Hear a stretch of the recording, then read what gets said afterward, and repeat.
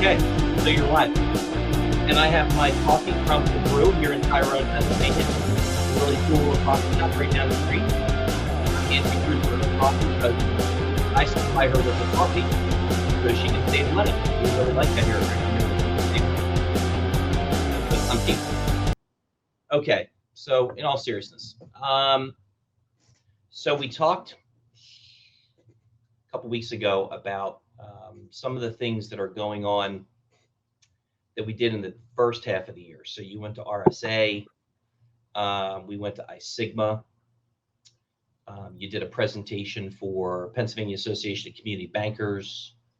I did a presentation for the Pennsylvania Association of Community Bankers. Reclamere won an Inspire Award for Associate Member of the Year. That was pretty exciting, thanks to the Reclamere team.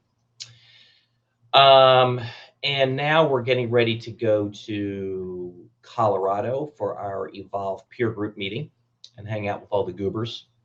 So what I wanted to find out from you was when you think about the things that are kind of what you view as coming down the road, like when you look at the next 6 months between now and the end of the year, what are the things that you think that our clients, prospects, listening to two goofballs on data security over coffee really need to pay attention to? Like, what are the things, and it doesn't matter to me how many there are, but what are they?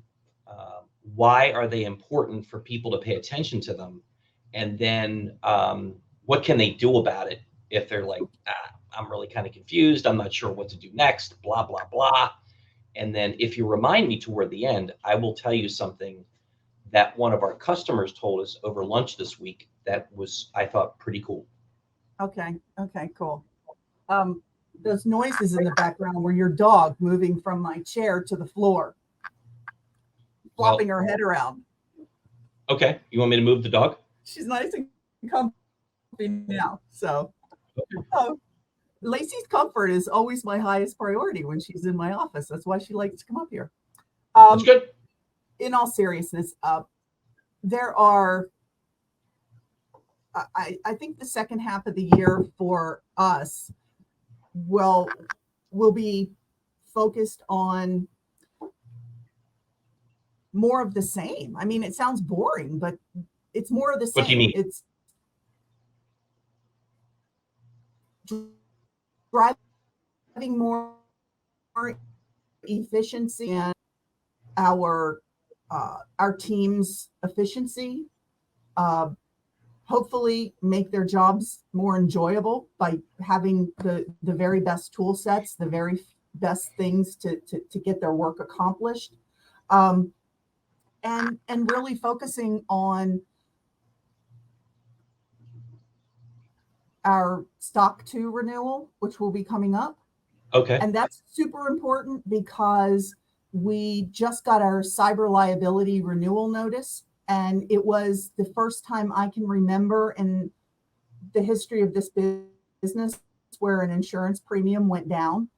And our insurance broker told us that the 23.5% reduction in our cyber liability premium was directly attributable to our SOC 2 completion. So let me kind of made me jump for joy. Let me jump onto that. So, and I know that you're honest enough that you will tell me that what I'm about to say makes no sense. Is it fair to say that the insurance reduction, the cyber insurance reduction, was a direct result of SOC 2 Type 1 attestation that we achieved? Yeah, okay. That's not an exaggeration. He directly said that right in the email. Is it fair to say then that there is a value to clients and or prospects to then work with a company like Reclamere that has their SOC 2 Type 1 attestation? Not that they're going to experience a reduction in their own cyber liability insurance coverage, but there's value to them beyond just simply subject matter expertise, managed security services, et cetera, and so forth. Would you agree with that? Oh, absolutely. Okay. Because we can prove what we do. We prove what we do. We don't What just do you say mean? we do it. Well, because when a SOC 2 auditor comes and looks at our company, they're taking everything we say we do, every policy, every procedure, and then they're asking for evidence to prove that we do it. And then they're auditing us against the criteria, and it's performed by a CPA. So that third party attestation is super valuable. Now, the other thing that's really valuable is doing due diligence on your vendors as a whole. One of the services we provide is SCR 360, which is Supply Chain Risk 360. And I didn't get to tell you this, but we do vendor due diligence for our clients. And so I have one particular client where I pull their monthly reports for vendors that they would like to monitor on an ongoing basis, but they also have us monitor vendors that they might be considering. No, I'm not sure if this specific vendor is an existing one or if it's a vendor they're considering. But when I pulled their report, they have a D score for security. So And the client's here's the best vendor. part. They're a managed security company. They're an Okay, IT so- security company with a D score.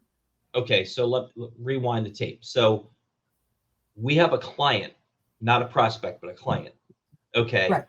And they were interested in working with a particular vendor. Or it might be an And existing that vendor is or maybe it's an existing vendor. And that vendor Right. happens to be an IT company. Yes. And they have a D on their Yes. security scorecard. Okay. Yes. Now, here's the important distinction. Sometimes Sure. when you look at great big companies, you'll see very low scores. But when you see a small company that can correct their own scorecards and comment on them, like Reclamere's is an A. We have a 97% rating. It's kind of like a credit rating if you think about it. Pretty darn good. Yeah, and we partner with a company called Security Scorecard, and we monitor it. We monitor it very diligently because even 1 point drop, I want to know, why did we drop? What happened? What's not patched? What's going on? And so when and this is a smallish company, about 30 people. Their score is a D. They have a 61%, and they're an IT security company. Now, let me ask you this. I don't know. Are there any legitimate reasons, if that's the right way to phrase it, that somebody would have that kind of score? What do you mean as far as legitimate reasons? Well, if you remember, not too long ago, we were talking about, and if I use the wrong term, correct me, but we were talking about misattributions. Yes. I double checked and went through all of the attributions. I went through the entire technology, hierarchy, evidence, everything.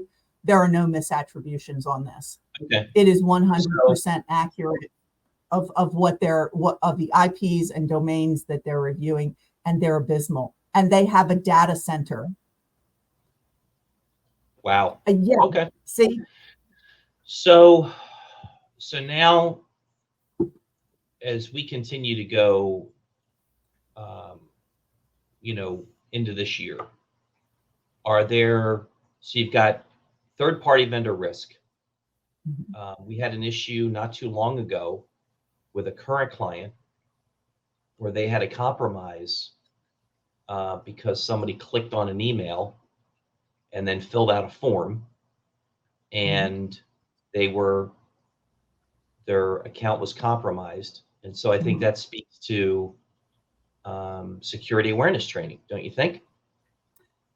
I think it does. Yes, number one. But I think the other thing to emphasize, because even despite the best security awareness training, people will still at some point click on something. Sure. The most important thing I think about that entire incident was the way that our SOC services were able to keep that from turning into something far more heinous. What do you mean? Well, based on the analysis, there was nothing encrypted and held hostage. There was no ransom situation. The business did not go down. Yes, they had to spend time and we spent time working with them to clean up the damage from clicking on that link and filling out that form.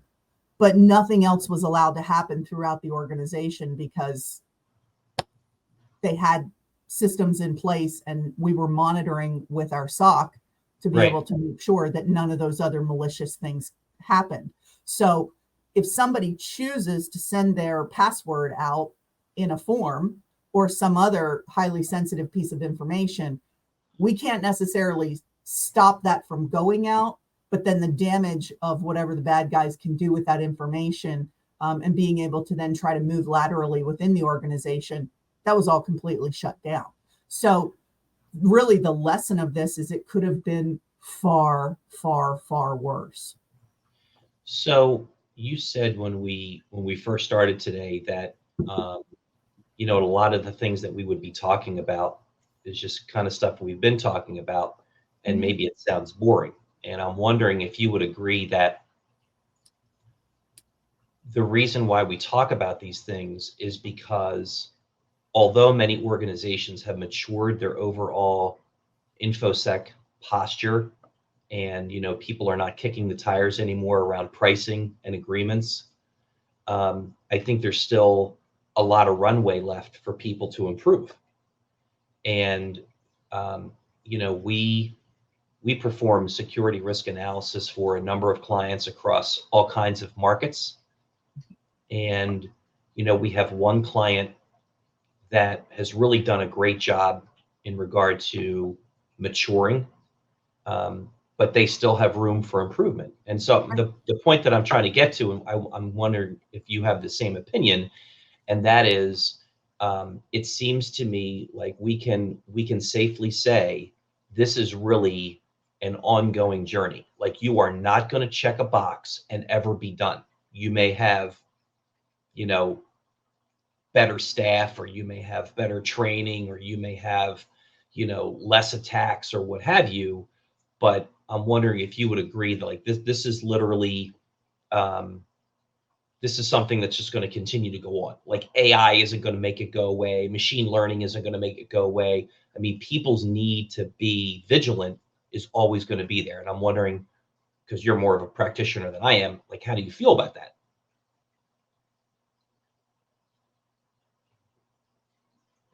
Your head is moving, but your lips are not, and so therefore there's no volume coming out of your mouth. Sorry. Absolutely. The other thing I notice about that is while our existing client base is maturing in their cyber hygiene, their cyber health, we're seeing newer and smaller clients coming on board thinking about security that had not thought about that before. So for instance, yesterday we did a security risk analysis kickoff call. And part of that was that I'm going to be on site the day we kick off the on-site interviews to do HIPAA awareness training. The interesting thing about that is I have not done that for probably 4 years, because all of our clients up through the past 4 years, they know exactly what HIPAA is. They know exactly why they need to comply with it. They know all the definitions and all the acronyms. And so it was not necessary for me to do that. However, this is a client that is a covered entity in one aspect, and they're a business associate, meaning they perform services for healthcare organizations, in another aspect. So they're really kind of a weird hybrid that up until they got a questionnaire and a particular person came on board with them, and she happened to be a client at her previous place of employment, and she brought us along. They didn't really understand that they had a lot more to do to comply with HIPAA. And so it's really interesting to see how she's bringing all of that expertise that she had from her prior life at a prior employer. And now she's bringing that maturity. And that's really cool to see, because we helped her on that journey. Right. I don't know, what was it, 6 years ago? I guess we first worked with her when she Yes. was in her prior place. Yep. And so watching how she's learned and how she's grown and how she's now educating her team, it's so cool. And that's some of the really rewarding work that we do. And then we also have a client recently that we lost, and companies lose clients.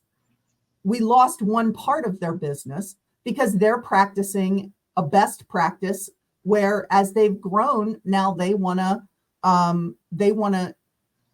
have another set of eyes take a look at what we've been looking at for probably 6 years, 7 years, maybe.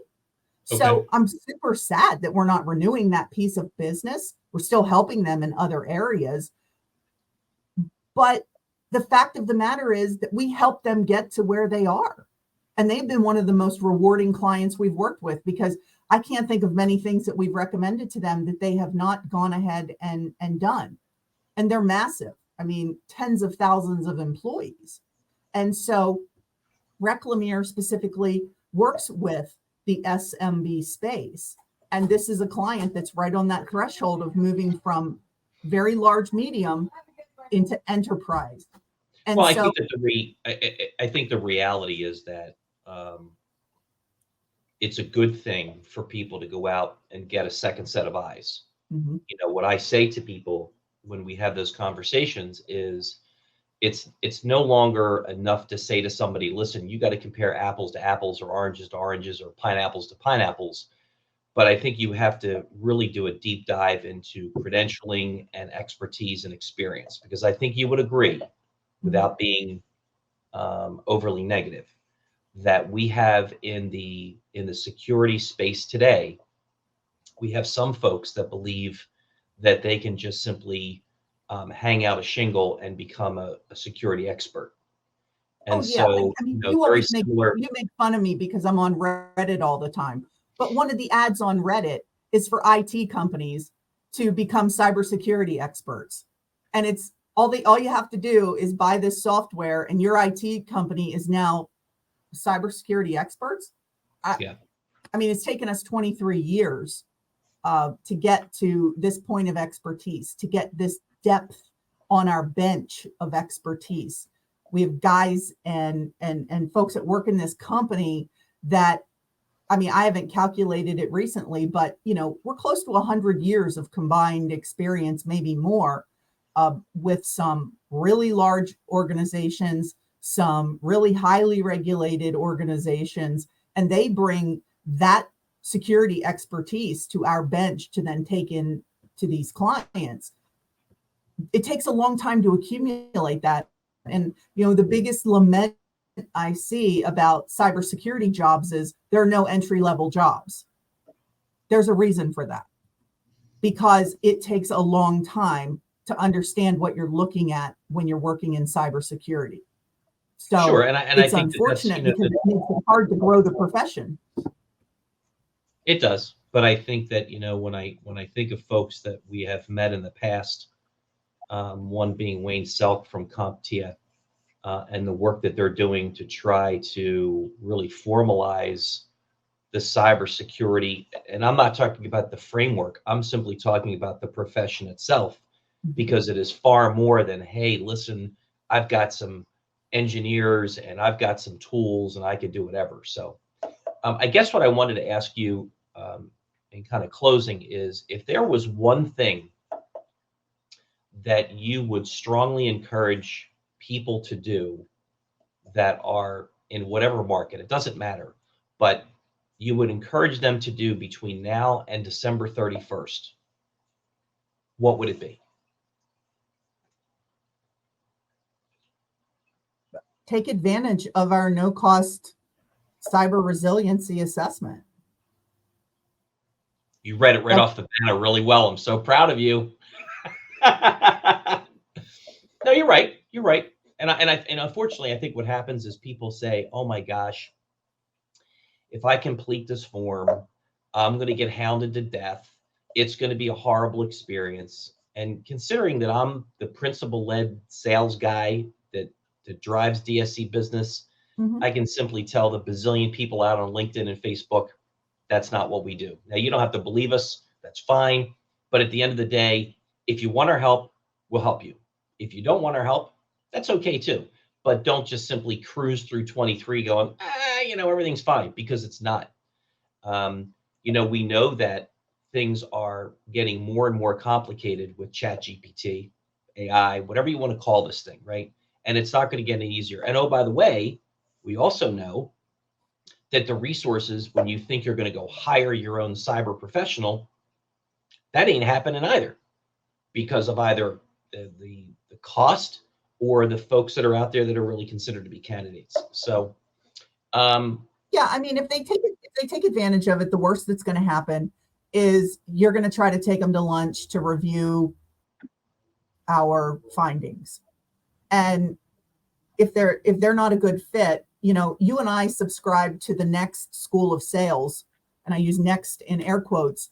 Like I think it was 20 years ago, which really kind of changed our business, where we stopped trying to educate people to the point of, that kind of hard sales thing when we were a brand new, baby business owners out there trying to make every sale.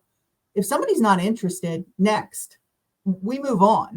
Time is finite. And not only do we not want to waste their time, but I don't want your time wasted, because that's wasted opportunity looking at other folks trying to help them. So the hard sales tactics at Reclamere have not been a thing for over 20 years, and they will never come back to this organization. So they really have absolutely nothing to lose and everything to gain.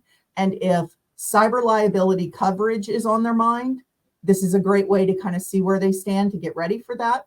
If they are in the defense industrial base and they're wondering where they stand in relation to maybe CMMC, this is a great way to kind of test the water and see where they are.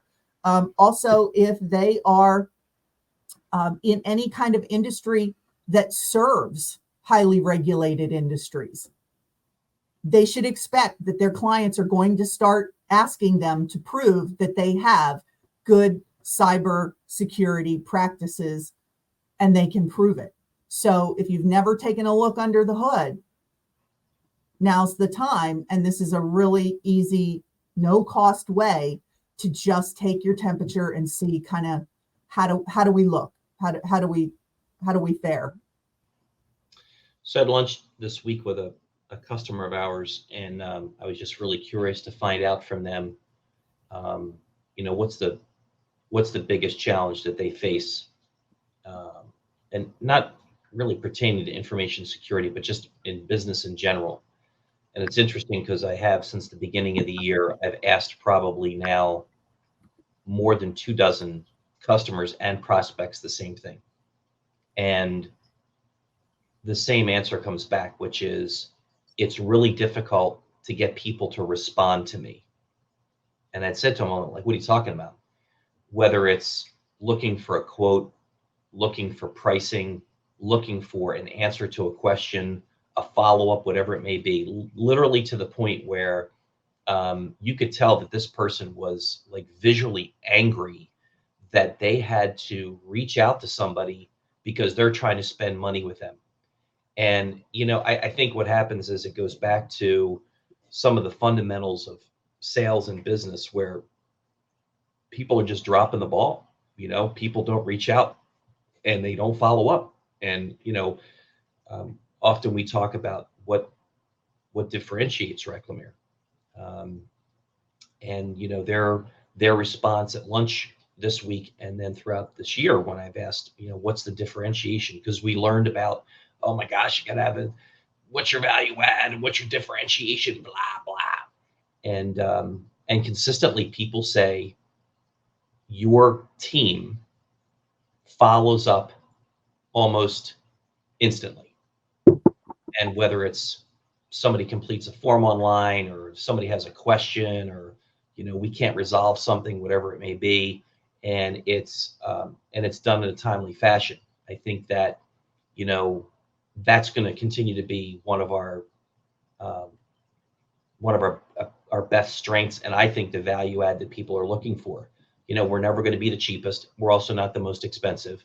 But when it comes to, oh my gosh, my hair's on fire, what do I do? Or, hey, listen, I'm looking for a quote, or whatever. I don't care what it is. We know that we do a really great job as an organization getting back to people. And as you've experienced, as I've gone through my own frustration with my healthcare provider and my supply provider recently, that's not necessarily the case. So, so are you ready for Evolve? I'm ready for Evolve. Yeah.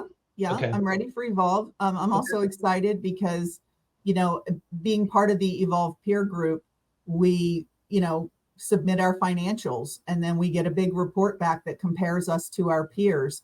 And I don't pay attention to how we stack up with our peers as much as I look at our progress quarter over quarter. And I'm just really I really continue to be impressed at how our team continues to improve quarter over quarter over quarter. We had a 33.5% growth in top line revenue last year. We had a really nice bump in profitability, and I expect that we're going to do probably about the same again this year. And we didn't do anything crazy like raise rates or raise prices. We did more stuff. We did it more efficiently. And we continue, to your credit and the sales team's credit, we continue to find really good, high caliber clients that, whether it's in the ITAM part of our business, IT asset management, you find clients that really care about that last phase of the data life cycle of destroying data and making sure it's gone. And you're finding data security consulting clients that really truly care. They're not box checkers. They take what we come back and show them, and they start working on it. It's not fun. It is not glamorous, and it's a hard slog sometimes in getting through all of that remediation. And the remediation is never done, because then the year rolls by and it's time to do another one. But you just continue to find clients that want to get on that journey. They're committed to the journey. They're committed to improving their organizations, protecting their own clients, customers' information. And so, as long as our team continues to do what they're doing, the sales guys continue to do what they're doing, and we continue to onboard these really good, high quality clients, then, you and I are gonna enjoy working with really cool people for a nice long time. And Agreed. At this point in my life, I want to have fun, and I want to do work that matters, and I want to see the results of my work. And so that's what we're able to do with the people that we serve. Well, as you've asked, we're going to rock it out of here, and then we're going to close out and see everybody in Denver, Colorado on August 8th. Bye.